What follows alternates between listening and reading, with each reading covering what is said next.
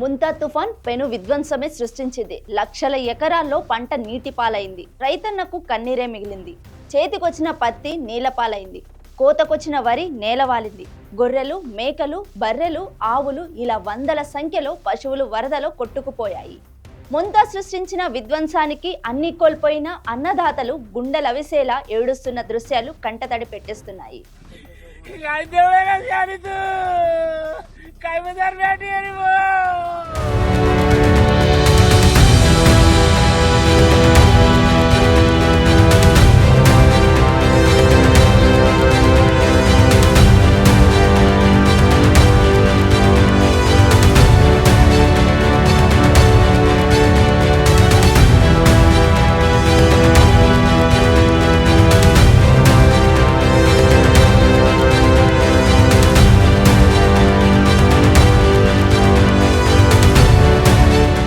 ముంతా తుఫాను ప్రభావంతో తెలంగాణలోని పలుచోట్ల భారీ వర్షాలు కురిశాయి.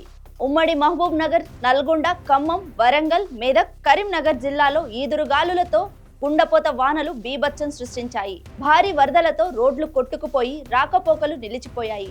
పలు ప్రాంతాలను వరద నీరు ముంచెత్తింది. ముఖ్యంగా ఉమ్మడి వరంగల్ జిల్లాపై ముంతా తుఫాన్ పంజా విసిరింది.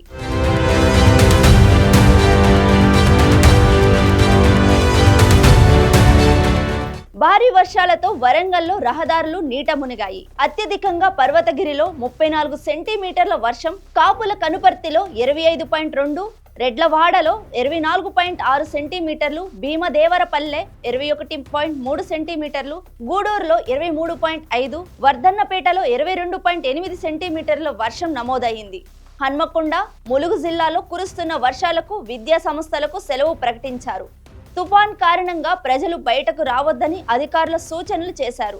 ఖమ్మం జిల్లాలోని కొనిజర్ల మండలం తీగల బంజర వద్ద పగిడేరు వాగు ఉధృతంగా పారడంతో 20 గ్రామాలకు రాకపోకలు బంద్ అయ్యాయి.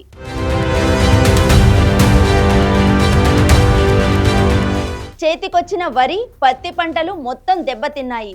ఆయా జిల్లాల్లో మూగజీవాలు వరదలో కొట్టుకుపోయాయి.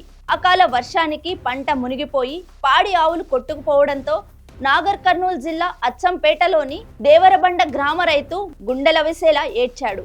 అకాల వర్షానికి 4 పాడి ఆవులు వరదలో కొట్టుకుపోయాయి. 2.5 ఎకరాల వరి పంట మునిగిపోవడంతో పాటు 20 క్వింటాల పత్తి పైపులు కూడా వరదలో కొట్టుకుపోవడంతో రైతుకు ఏడ్పే మిగిలింది.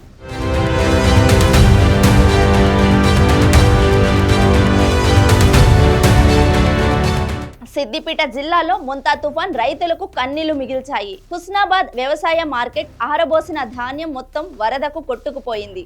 మార్కెట్ యార్డులో కొట్టుకుపోయిన వరి ధాన్యాన్ని జిల్లా కలెక్టర్ అధికారులతో కలిసి పరిశీలించారు. అక్కడికి వచ్చిన కలెక్టర్ కాళ్లపై పడిన మహిళా రైతు సర్వం కోల్పోయిన తమను ఆదుకోవాలని గుండెలవిసేలా ఏడుస్తూ మొరపెట్టుకున్నది.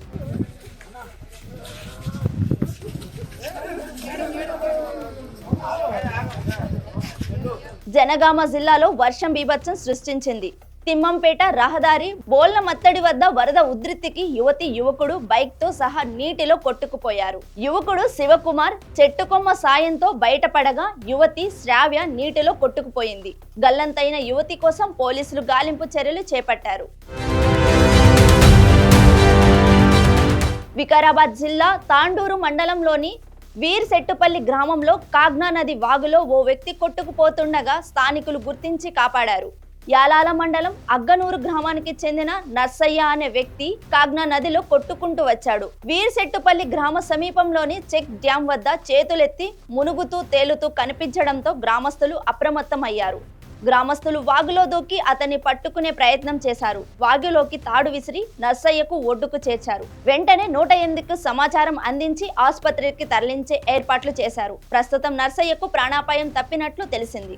గ్రామస్తులు చేసిన సాహసానికి పలువురు అభినందనలు తెలిపారు.